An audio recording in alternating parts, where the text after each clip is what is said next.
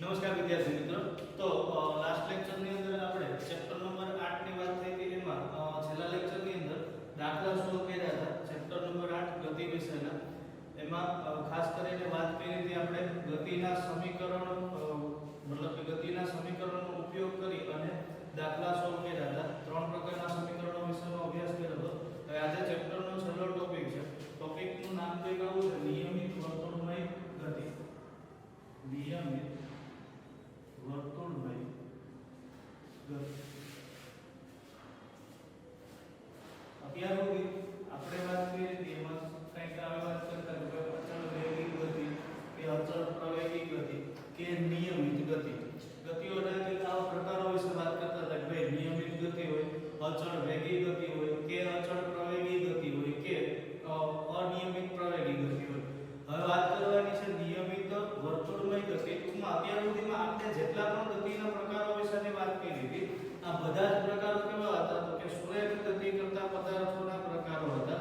અને આમાં સુરેખ પદ પર જ્યારે પદાર્થ ગતિ કરતો હોય તો સુરેખ પદ પર પદાર્થ ગતિ કરે ત્યારે પદાર્થના વેગના મૂલ્ય અચળ હોય, સાથે સાથે પદાર્થના વેગની દિશા એમાં કોઈ ફેરફાર થતો ન હોય અને રસ્તો કેવો તો કે સુરેખ રસ્તો। આજે વાત કરવાની છે કે માનો કે પદાર્થ નિયમિત વર્તુળમય ગતિ કરતો હોય તો નિયમિત વર્તુળમય ગતિ કોને કહેવાય? આ નિયમિત વર્તુળમય ગતિને અચળ વેગી ગતિ કહેવાય કે અચળ પ્રવેગી ગતિ કહેવાય કે અચળ પ્રતિપ્રવેગી ગતિ કહેવાય। કઈ રીતે એની વાત કરવાની। માનો કે કોઈ એક પદાર્થ અચળ વેગી ગતિ કરે, કોઈ એક પદાર્થ અચળ વેગી ગતિ કરે। જો પદાર્થ અચળ વેગી ગતિ કરતો હોય તો આવા પદાર્થની એક ખાસિયત, કઈ ખાસિયત તો કે એક તો પદાર્થના વેગનું મૂલ્ય કેવું રહેતું હશે? અચળ। પદાર્થના વેગનું મૂલ્ય અચળ, સાથે સાથે અચળ વેગી ગતિ કરતા પદાર્થની દિશામાં કોઈ ફેરફાર થશે નહીં, એટલે દિશામાં કોઈ ફેરફાર ન થાય। દિશા કેવી રહેશે? અચળ। પદાર્થના વેગનું મૂલ્ય અચળ રહે, દિશામાં પણ કોઈ ફેરફાર ન થાય તો પદાર્થ અચળ વેગી ગતિ કરે એવું કહી શકાય। ટૂંકમાં એક જ મૂલ્ય સાથે ગતિ અને એક જ દિશામાં થતી ગતિ। હવે આપણે માનો કે કોઈ એક પદાર્થ છે, આ પદાર્થ આવા રસ્તા ઉપર ગતિ કરે છે, એક પદાર્થ છે આવા રસ્તા ઉપર ગતિ કરે, આને આપણે લંબચોરસ પણ કહી શકીએ, કેવાય બરાબર? તો પદાર્થ લંબચોરસ પર ગતિ કરે છે। હવે આ રસ્તાનું નામ આપું છું A B C અને D। કયા માર્ગ ઉપર ગતિ કરે? માનો કે કોઈ એક પદાર્થ ABCD માર્ગે ગતિ કરે છે। કયા માર્ગે ગતિ કરે? ABCD માર્ગે। અને કેવી ગતિ કરે તો કે અચળ વેગથી ગતિ કરે। ખરેખર અચળ વેગથી ગતિ કરે આનો મતલબ એવો થાય કે અહીંયા વેગના મૂલ્યમાં કોઈ ફેરફાર થશે નહીં। પદાર્થ પોતાની નિયમિત ગતિ જાળવી રાખવા માટે વેગના મૂલ્યમાં કોઈ પ્રકારનો ફેરફાર કરતો નથી, અચળ વેગથી ગતિ કરે। હવે આવા રસ્તા ઉપર પદાર્થ જો ગતિ કરતો હશે તો શું કરશે તો કે માનો કે A બિંદુથી ગતિની શરૂઆત કરે। ગતિની શરૂઆત કયા બિંદુથી થાય છે? A બિંદુથી। A બિંદુથી ગતિની શરૂઆત થાય, A થી કઈ બાજુ જશે? B તરફ। એટલે આ બાજુ એ ગતિ કરશે, એટલે પદાર્થે પસંદ કરેલો રસ્તો કયો તો કે શરૂઆતમાં AB, A થી લઈને B સુધી પહોંચે ત્યાં સુધીનો આ જે માર્ગ હતો એ કેવો માર્ગ હશે તો કે સુરેખ માર્ગ હશે। કેવો માર્ગ? સુરેખ માર્ગ। બીજું, પદાર્થે રોકાવા નથી, ગતિ ચાલુ જ રાખવાની છે। બીજી શરત, વેગના મૂલ્યમાં કોઈ ફેરફાર કરવાનો નથી, વેગનું મૂલ્ય અચળ જ રાખવાનું છે। માનો કે 5 કિલોમીટર પ્રતિ કલાક કે 10 મીટર પ્રતિ સેકન્ડના વેગથી ગતિ કરે તો 10 થી દોડવાનું। અહીંયા B બિંદુ પાસે પહોંચે ત્યાં તો ખૂણો આવી ગયો, ખૂણો આવ્યો।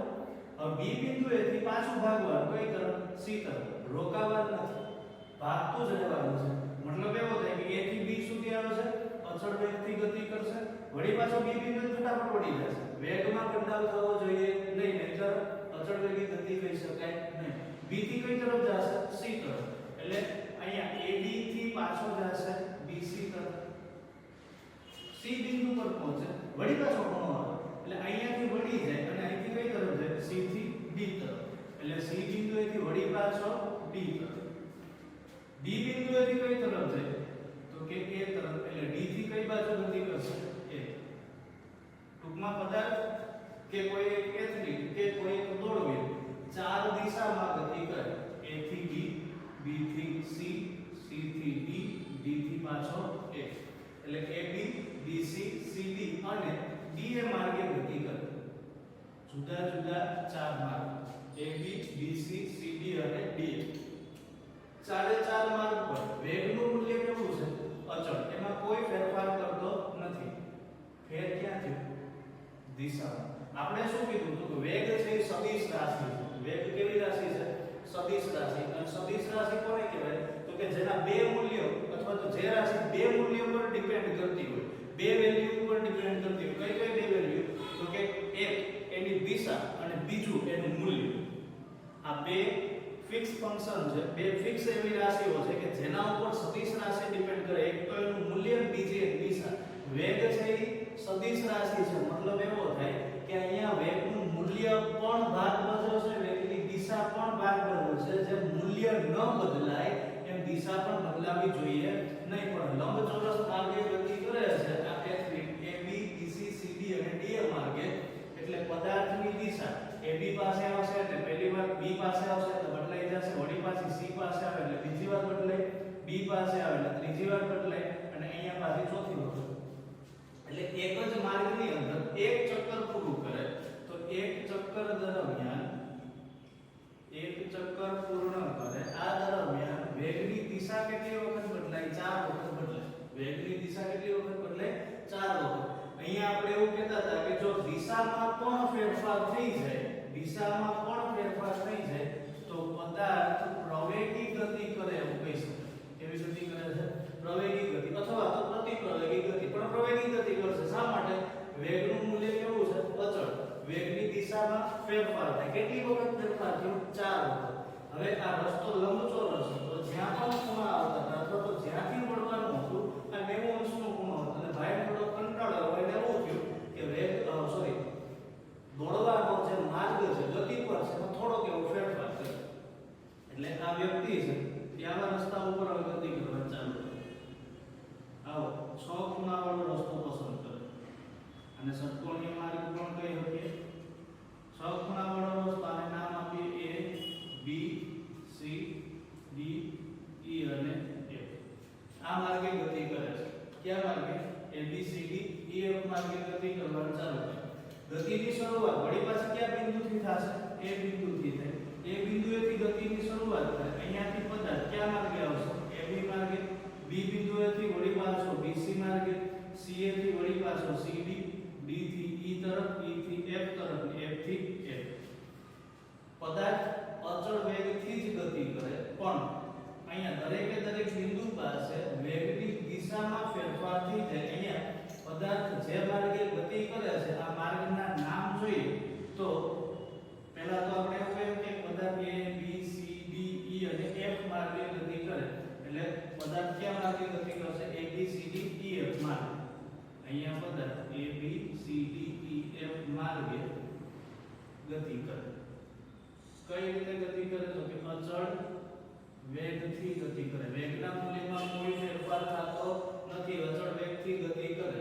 કઈ કઈ બાજુઓ લીધી હતી? તો કે એક તો AB બાજુ લીધી, પછી લીધી હતી આ બાજુ જેને આપણે કીધી હતી BC બાજુ, એના પછી પાછી આ બાજુ જેને આપણે કીધી હતી CD બાજુ, પછી D થી લઈ કઈ તરફ? E તરફ એટલે DE બાજુ, E થી લઈ પાછું F તરફ એટલે EF બાજુ અને F થી લઈ પાછું A તરફ એટલે આ થાય FA. કેટલી બાજુઓ હતી? 1 2 3 4 5 અને 6 એટલે આને ષટકોણ પણ કહેવાય. પદાર્થ આવા માર્ગે ગતિ કરે. અહીંયા વેગનું મૂલ્ય અચળ. વેગનું મૂલ્ય કેવું છે? અચળ. મતલબ કે મૂલ્યમાં કોઈ ફેરફાર થતો નથી, પણ દિશા કેટલી વખત બદલશે? તો કે A બિંદુથી શરૂ થાય B તરફ જાય, B થી બદલી ગઈ, B થી પછી પાછો C તરફ એટલે C થી બદલી ગઈ, આ ત્રીજી વખત વળી પાછી D બિંદુ પાસે બદલાય, વળી પાછી E બિંદુ પાસે બદલાય, F પાસે આવે તો પાછી દિશા બદલાય છે. એટલે અહીંયા કુલ 6 વખત દિશા બદલશે. અહીંયા કુલ કેટલી વખત દિશા બદલે? 6 વખત. હવે 6 વખત જો દિશા બદલે તો અહીંયા જે ગતિ થાય આ ગતિને પણ આપણે કેવી ગતિ કહેશું? પ્રવેગી ગતિ. કેવી ગતિ કહેવાય? પ્રવેગી ગતિ. શા માટે પ્રવેગી ગતિ? કે વેગના મૂલ્યમાં ફેરફાર થતો નથી, પણ કોના મૂલ્યમાં થાય? તો કે દિશામાં ફેરફાર થઈ જાય. જો દિશામાં ફેરફાર થાય તો દશા બગડી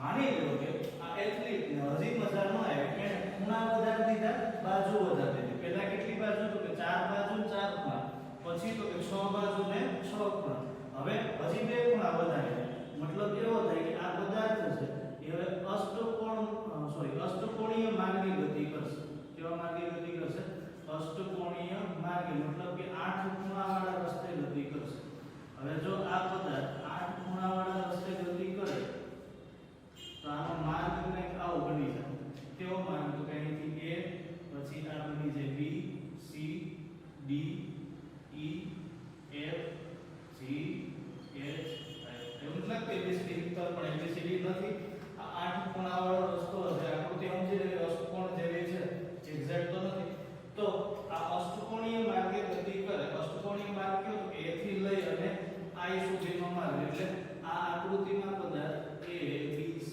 D E F G H I માર્ગે ગતિ કરે આવા લાંબા માર્ગ પર ગતિ કરે હવે આ માર્ગે વેગનું મૂલ્ય કેવું છે તો કે અચળ એમાં તો કોઈ ફેરફાર છે નહીં અચળ વેગથી જ ગતિ કરે પણ ફેર ક્યાં થાય તો કે દરેક બિંદુ પાસે પદાર્થના વેગની દિશા બદલે શરૂઆત ક્યાંથી થાય માથાકૂટની A બિંદુ A થી B તરફ B થી C તરફ C થી D તરફ ત્યાંથી E પછી F પછી G H I અને વળી પાછું કઈ તરફ A તરફ શરૂઆત થઈ કે A બિંદુથી બાજુ હતી AB B બિંદુ પાસે આવે એટલે વળી પાછી વેગની દિશા બદલાય B થી કઈ તરફ જાય તો C તરફ B થી C બિંદુ સુધી પહોંચે ત્યાં સુધી વેગની દિશા કેવી તો કે એકસરખી હવે C બિંદુએ આવે એટલે C બિંદુએ વળી પાછી વેગની દિશા બદલાય કઈ તરફ જાય B તરફ એટલે C થી D સુધી વેગની દિશા કેવી તો કે એકસરખી D બિંદુએ વળી પાછી વેગની દિશા બદલાય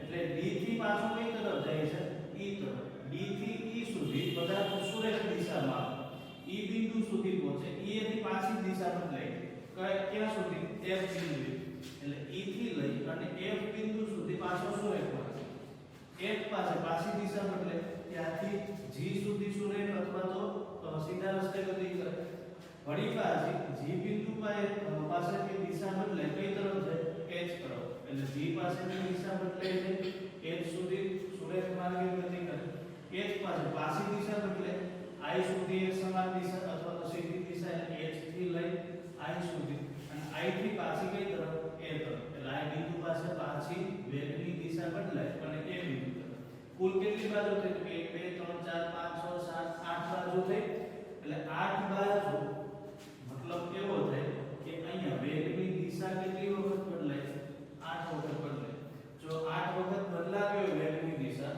પણ વેગના મૂલ્યમાં કોઈ ફેરફાર થશે નહીં દિશા બદલાય તો પણ પદાર્થ અચળ પ્રવેગી ગતિ કરે એવું કહેવાય મતલબ વેગી ગતિ કરશે એવું કહી શકાશે નહીં કારણ કે દિશામાં ફેરફાર થઈ જાય તો વેગના આખા મૂલ્યમાં ફેરફાર થાય હજી એટલી ને થોડી મજા ન થતી એવું થાય હજી ખૂણા કાઢ નાખો એટલે આ ભાઈ શું કરે તો કે આ બાજુ અને ખૂણા એમાં અસંખ્ય વધારો કરી આ બાજુ હજી નાની થતી જાય એમ ખૂણાનું મૂલ્ય પણ કેવા થતા જશે નાના જેમ નાની બાજુ થતી જાય એમ એક સમય એવો આવશે કે બાજુ જે બિંદુવત થતી જાય ખૂણા પણ એની સાથે સાથે બિંદુવત થતા જશે હવે બાજુ જેમ બિંદુવત થતી જાય એમ આ મતલબ કે આ અષ્ટકોણીય પદ છે આ અષ્ટકોણીય પદ કાંઈક આવું બને અષ્ટકોણીય પદ કાંઈક આવું બનશે આને તો વર્તુળાકાર પદ કહેવાય કે નહીં આનો મતલબ તો એવો થાય ને કે વર્તુળ છે એ અસંખ્ય બાજુઓ અને અસંખ્ય ખૂણાઓનો સરવાળો છે અસંખ્ય બાજુઓ અને અસંખ્ય ખૂણાઓને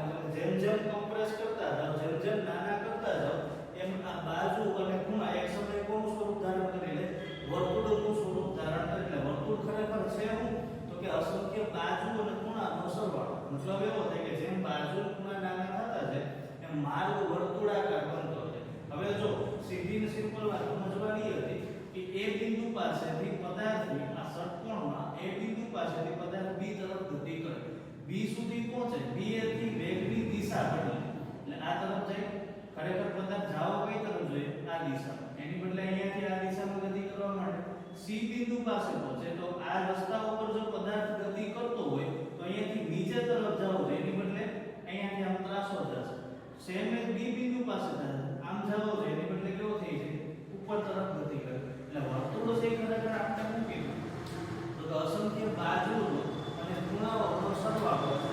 આનો મતલબ એવો થાય કે વર્તુળના આ બે બિંદુ હું પસંદ કરું તો આ બંને બિંદુ પાસે વેગની દિશા સમાન હશે નહીં. વેગની દિશા કેવી હશે? જુદી જુદી. કારણ કે અહીંયાથી પદાર્થને જો મુક્ત કરી દેવામાં આવે તો અહીંયાથી આ તરફ ગતિ કરશે અને અહીંયાથી આ તરફ ગતિ કરશે. બે દિશા કેવી છે? અલગ અલગ. એટલે વર્તુળના દરેક બિંદુ પાસે પદાર્થના વેગની દિશા કેવી જોવા મળે? અલગ અલગ જોવા મળે. દરેક બિંદુ પાસે વેગની દિશા કેવી? તો કે જુદી જુદી. એક સમાન જોવા મળશે નહીં. આનો મતલબ એવો થાય કે વર્તુળાકાર પથ પર જ્યારે કોઈ પદાર્થ ગતિ કરે તો આ અચળ પ્રવેગી ગતિ કરે એવું કહી શકાય. હવે આપણે વાત કરતા હતા નિયમિત વર્તુળમય ગતિની. નિયમિત વર્તુળમય ગતિની વ્યાખ્યા આપવી હોય તો આપણે આવી રીતે આપી શકીએ કે જો કોઈ પદાર્થ અચળ ઝડપે વર્તુળાકાર પથ પર ગતિ કરતો હોય તો આ પદાર્થ નિયમિત વર્તુળમય ગતિ કરે એવું કહી શકાય. વર્તુળમય ગતિની વ્યાખ્યા આપવી હોય તો આમ આપી શકાય. નિયમિત વર્તુળમય ગતિ. કોઈ પદાર્થ કેવા માર્ગ પર ગતિ કરતો હોવો જોઈએ? વર્તુળાકાર માર્ગે. કઈ રીતે ગતિ કરતો હોય? અચળ ઝડપે ગતિ કરતો હોય તો પદાર્થ નિયમિત વર્તુળમય ગતિ કરે છે એવું કહી શકાય. એટલે વ્યાખ્યા કંઈક આવી થઈ કે જો કોઈ પદાર્થ વર્તુળાકાર પથ પર અચળ ઝડપે ગતિ કરતો હોય, જો કોઈ પદાર્થ વર્તુળાકાર પથ પર અચળ ઝડપે ગતિ કરતો હોય તો તે પદાર્થ નિયમિત વર્તુળમય ગતિ કરે છે તેમ કહેવાય. હવે આપણે અહીંયા એવી વાત નથી કરી કે અચળ વેગથી ગતિ કરતો હોય. આપણે એવું કીધું કે અચળ ઝડપે ગતિ કરતો હોય. જો અચળ વેગથી ગતિ કરતો હોય તો આનો મતલબ એક થાય કે પદાર્થ સુરેખ પથ પર ગતિ કરતો હોવો જોઈએ. પદાર્થ કેવા પથ પર ગતિ કરે? સુરેખ પથ પર. અહીંયા પદાર્થ સુરેખ પથ પર ગતિ કરતો નથી પણ કેવા પથ પર ગતિ કરે? વર્તુળાકાર પથ પર. તો આનો મતલબ એવો થાય કે પદાર્થના વેગની દિશા દરેકે દરેક બિંદુ પાસે બદલાતી હોય. અને જો દરેકે દરેક બિંદુ પાસે બદલાય તો અચળ વેગથી ગતિ કરે એવું આપણે કહી શકીએ નહીં. જોવું છે થોડીક વાર પહેલા આપણે એ જ ગપ્પા મારતા હતા કે અહીંયા વેગનું મૂલ્ય હરખું, દિશા જુદી. ખરેખર વેગનું મૂલ્ય એ કોનું મૂલ્ય હતું? ઝડપનું મૂલ્ય. કે ઝડપના મૂલ્યમાં કોઈ ફેરફાર થતો નથી પણ વેગની દિશા બદલાય છે. ક્યાં બદલાય? તો કે વર્તુળાકાર પથના દરેક બિંદુ પાસે વેગની દિશા બદલાઈ જાય. એટલે અચળ ઝડપે ગતિ કરતો હોય તો પદાર્થ વર્તુળમય ગતિ કરે છે એવું કહી શકાય. વર્તુળમય ગતિના એક બે ઉદાહરણ તમને કહું. એક તો ઘડિયાળમાં હાજર રહેલો સેકન્ડ કાંટો. ઘડિયાળનો સેકન્ડ કાંટો.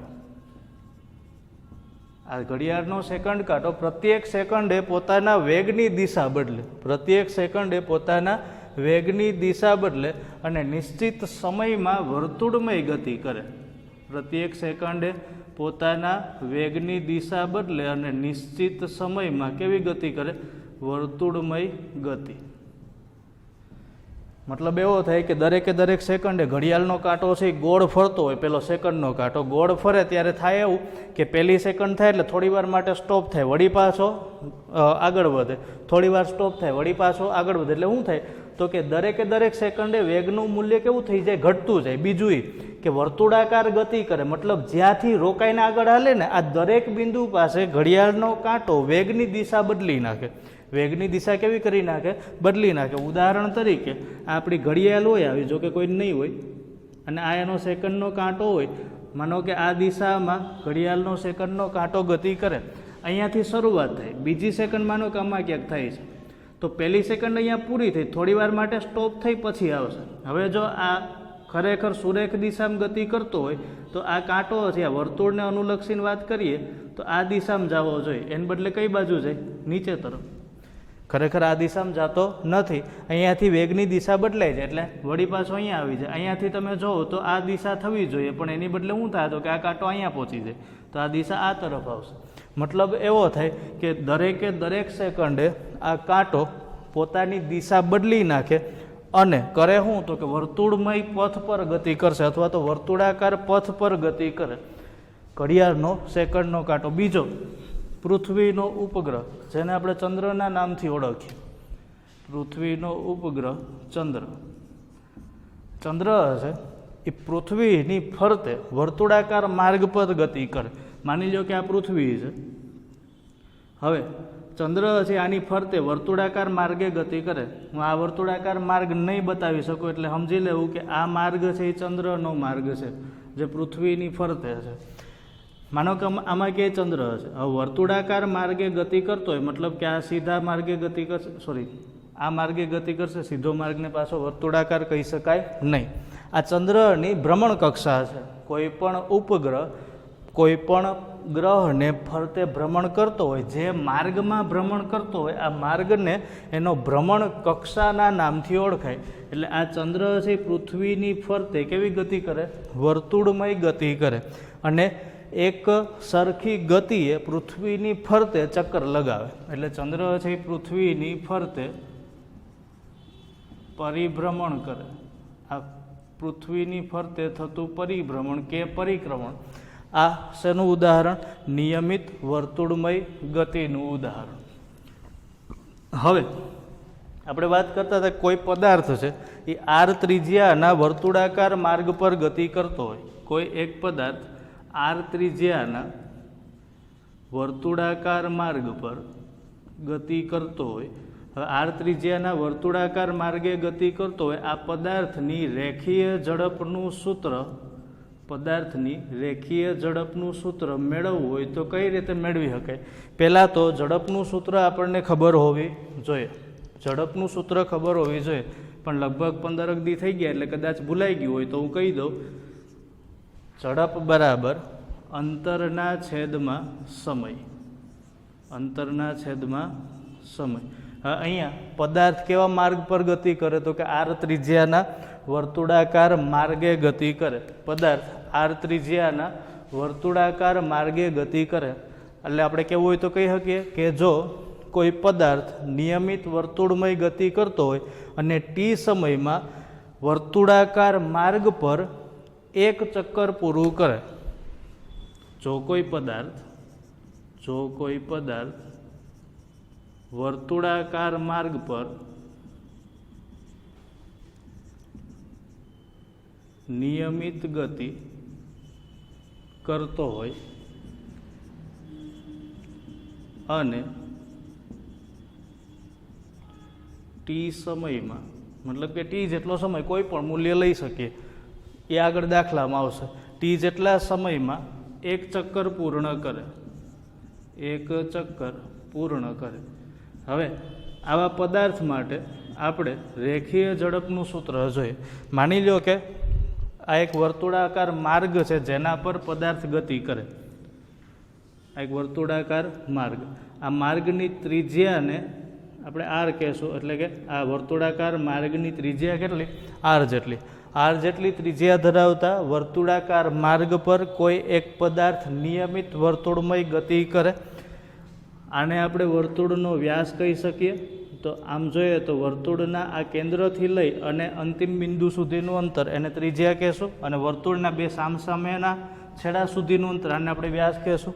આપણે શું જોઈએ તો કે વર્તુળાકાર પથ પર ગતિ કરતા પદાર્થ માટે રેખીય ઝડપનું સૂત્ર. ઝડપનું સૂત્ર આપણી પાસે છે શું?